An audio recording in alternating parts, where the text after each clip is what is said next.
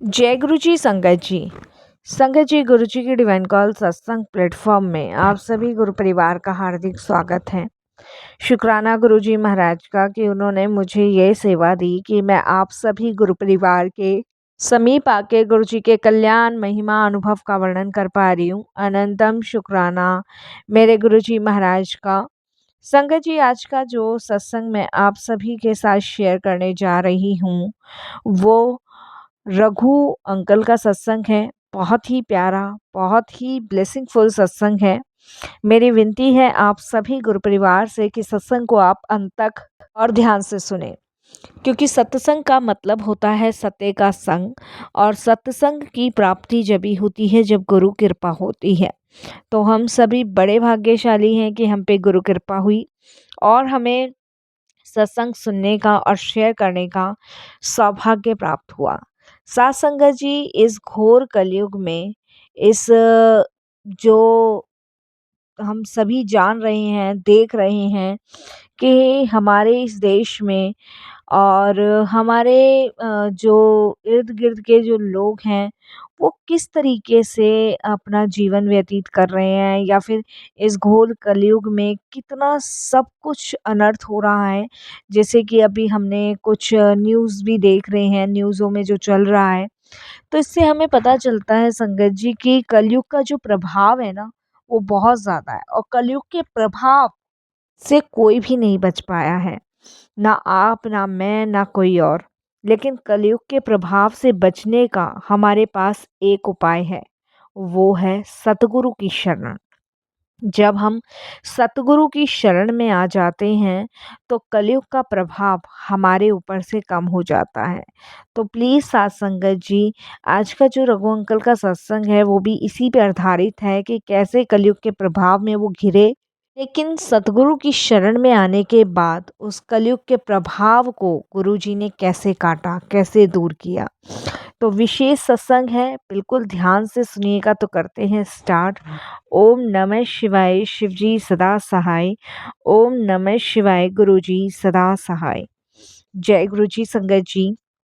संगत जी, सबसे पहले गुरुजी महाराज के चरणों में कोटि कोटि नमन। सारी संगत जी को जय गुरुजी। अनंतम अनंतम मैं शुक्राना अपने गुरु महाराज जी का करता हूँ कि उनकी असीम कृपा से आज मुझे ये सौभाग्य मिला कि मैं कुछ अनुभव अपने गुरु जी के आप सभी के साथ शेयर कर पा रहा हूँ। संगत जी, वैसे तो गुरुजी महाराज की महिमा का वर्णन करना ही अपने आप में एक बहुत बड़ा सत्संग है, और सत्संग यानी कि सत्य का संग, और सत्संग की प्राप्ति हम सभी जानते ही हैं कि गुरु की कृपा से ही होती है। तो मैं अपने इस सत्संग को गुरु जी के श्री चरणों में समर्पित करता हूँ और उनका कोटि दान धन्यवाद शुक्राना करता हूँ कि उनकी असीम कृपा आज मुझ पे हुई है, जिसकी वजह से मैं कुछ अनुभव आप सभी के साथ साझा कर रहा हूँ। संगत जी, मैं आपको बताऊं, कलयुग का प्रभाव मेरे ऊपर 2011 से इतना भयानक कलयुग का प्रभाव मेरे जीवन में था कि मैं उसकी मार से बच नहीं पाया। संगत जी, शुरुआत से ही मैं बहुत धार्मिक रहा हूँ।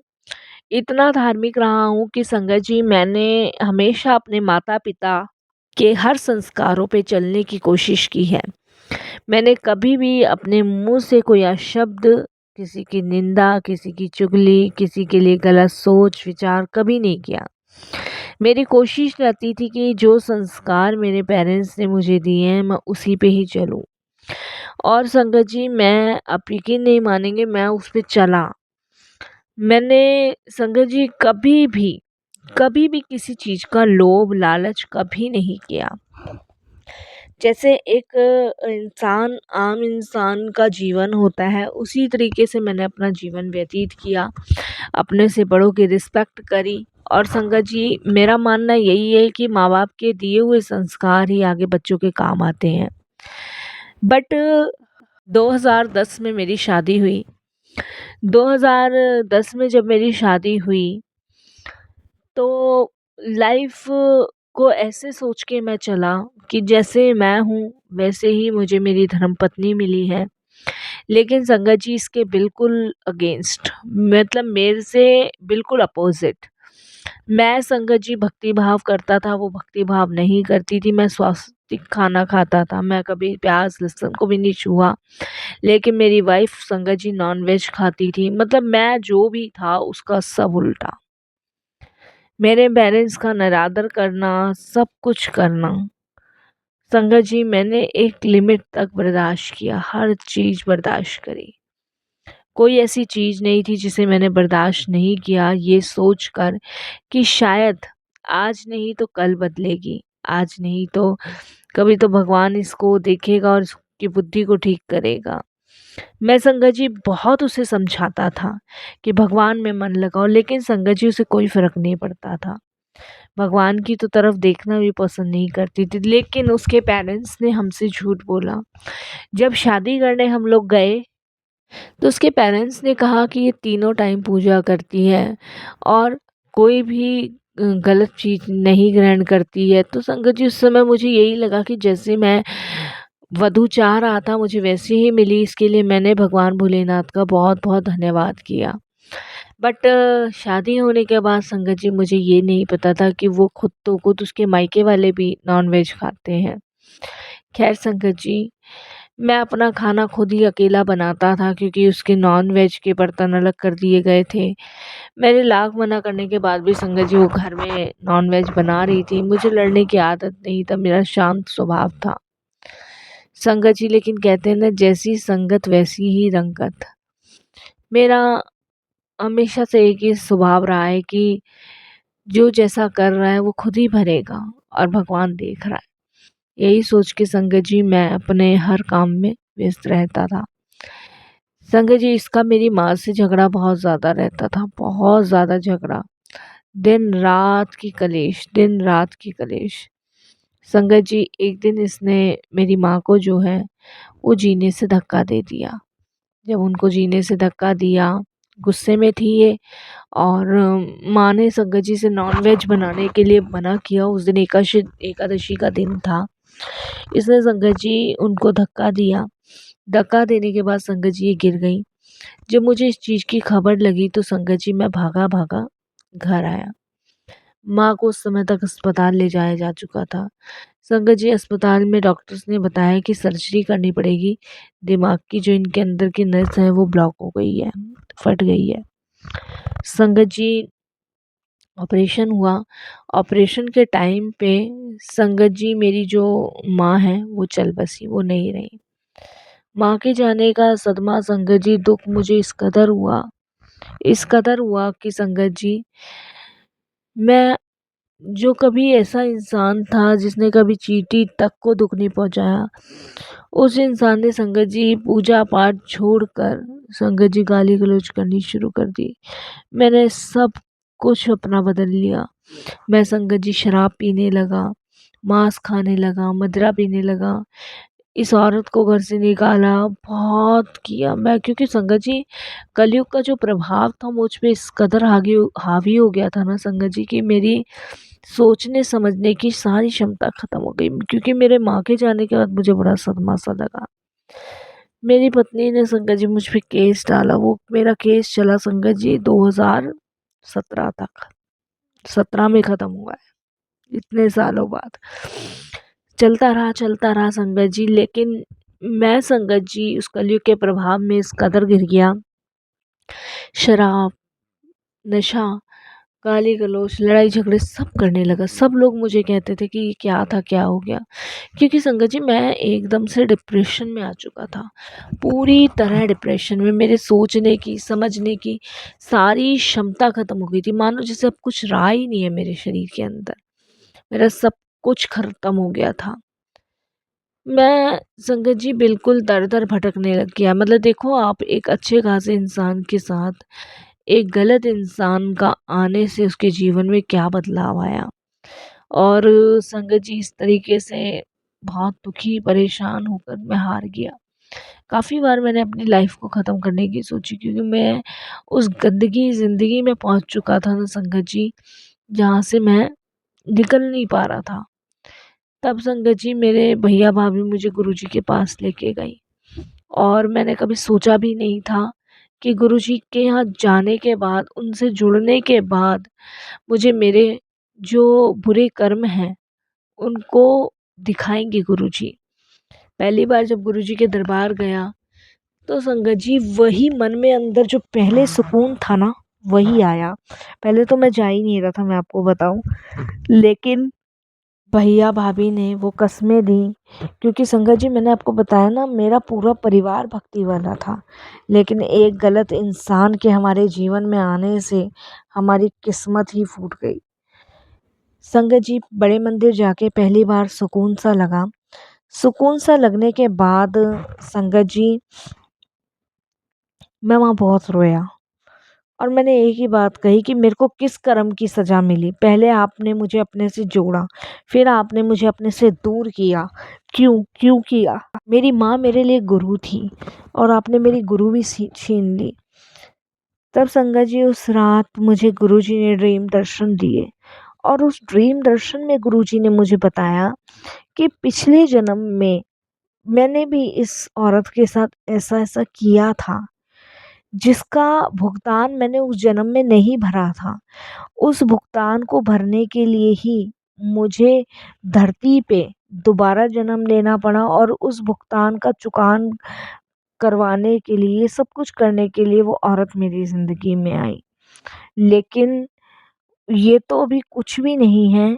उस ड्रीम में मुझे गुरुजी ने दिखाया कि मुझे तो इससे भी भयानक सज़ा मिलनी चाहिए थी, लेकिन मैं अब गुरु की शरण में हूँ, इसलिए बच रहा हूँ। संकट जी उस दिन गुरुजी ने जो मन में चल रहे हर सवाल का जवाब दिया मुझे, हर सवाल का जवाब, जिसे मैं ढूँढ रहा था। लेकिन उसमें मुझे एक चीज़ का सवाल का जवाब और मिला कि मैं अब भी बदल सकता हूँ। अगर मैं इन चीज़ों को करता ही रहा, तो इसको भुगतने के लिए मुझे फिर से मानवी रूपी चोले में वापस से आना पड़ेगा। तब संगत जी मेरे को वो बात समझ आई, और मैंने उस दिन प्रण लिया कि मैं छोड़ दूँगा। मैंने संगत जी गुरुजी के दरबार जाना शुरू कर दिया, पूजा पाठ करनी शुरू कर दी। लेकिन संगत जी वो जो बुरी चीज़ें थी ना, वो मेरे से दूर नहीं हो रही थी। मैं संगत जी सुबह शाम से पूजा पाठ कर लेता था, मंदिरों में जाके भजन कीर्तन करता था, नामकरण, जागरण सब कर लेता था। लेकिन शाम होते-होते मुझे संगत जी एकदम से तलब लग जाती थी, और वो तलब संगत जी इतनी बुरी थी ना कि मुझे पीने पे मजबूर कर देती थी। और जब सुबह होश आता था, तो यही लगता था ये मैंने क्या कर दिया, मुझे नहीं करना चाहिए। लेकिन ऐसा मेरे साथ कंटिन्यू हो रहा था, कंटिन्यू हो रहा था। मैं जितना भी इन चीज़ों से बचना चाह रहा था, उतनी चीज़ें मुझे घेर रही थी। तब गुरुजी का उस टाइम मुझे मैसेज आया कि कलयुग का जो प्रभाव होता है ना, वो इंसान को छोड़ता नहीं है, घेर लेता है, और उस कलयुग के प्रभाव से कोई भी नहीं बच पाता। तो संगत जी बड़े-बड़े संकट मेरे जीवन में आने शुरू हो गए, क्योंकि मैं जितना बचने की कोशिश कर रहा था, उतना ही मैं घिर रहा था। मैंने फिर गुरुजी से एक अरदास लगाई कि या तो आप मुझे बचा लो या उठा लो, क्योंकि संगत जी मैं डिप्रेशन में आ गया था। इसके साथ-साथ संगत जी मैंने इतनी पी ली थी ना, कि मेरा एक एक्सीडेंट भी बहुत भयानक हुआ। जिस एक्सीडेंट में संगत जी बाएँ हाथ में मेरे बहुत भयानक चोट आई। तो उन दिनों मैं गुरुजी के दरबार जाने में भी असमर्थ था। तो देखिए संगत जी उस समय गुरुजी महाराज ने मेरे जीवन में ऐसा आगमन किया कि उन्होंने मेरे सारे कष्ट, सारे दुःख, सारे दर्दों से निकलने की दवा दी। बड़े मंदिर में मुझे एक करिश्मा आंटी मिली, जिनकी एज होगी करीबन संगत जी 65 के आसपास। तो जब वो मुझे बड़े मंदिर में मिली और उन्होंने मुझे देखा, तो उस टाइम मैं बड़ा सैड खड़ा हुआ था बड़े मंदिर में। तब संगत जी उन्होंने मुझे देखा और वो मेरे पास आईं। मेरे पास आने के बाद संगत जी जब उन्होंने मुझे पूछा कि अंकल आपने मुझे पहचाना? तब मैंने उन्हें कहा नहीं मैंने आपको पहचाना नहीं। तो वो कहती है कि एक बार हमारे घर ना जब मेरा बेटा हुआ था ना, तो आप हवन करने के लिए आए थे। ध्यान करो अपने पिताजी के साथ। तब संगत जी उन्होंने एड्रेस वगैरह बताया, तब मेरे ध्यान आया। तो उन्होंने बोला कि जब आपने बड़ा अच्छा मतलब मेरे बेटे का नाम रखा था दक्ष, और आज आपकी कृपा से देखो मेरा बेटा बहुत अच्छा वो है। तो संगत जी इस तरीके से जब उन आंटी ने मतलब ये बात हमें कही, तो उस समय मैं परेशान था। तो वो आंटी मुझे एकदम से कहती है कि अंकल आप ना सही जगह आए हो, और ये गुरुजी का दरबार है, वहाँ पे ना कोई भी छोटा-बड़ा नहीं है। तो उन्होंने जब मुझे ये कहा कि आप जो है ना मतलब आया करो यहाँ पे, तो उस दिन से मैंने वहाँ गुरुजी के दरबार में संगत जी जाना शुरू कर दिया। आप विश्वास नहीं मानोगे, उसी दिन से मेरे जीवन का उद्धार हुआ। देखिए संगत जी, हम जो करते हैं ना, हमारे कर्मों का खेल है ये। जो किया है उसे भी भोगना है, जो नहीं किया उसे भी भोगना है, लेकिन सब यहाँ कर्मों का हिसाब है। आप ये मत सोचिए कि दुःख कोई छोटा है, बड़ा है, कहीं और से आ रहा है। मेरी माँ को जाना था, उस औरत के हाथों से ही जाना था।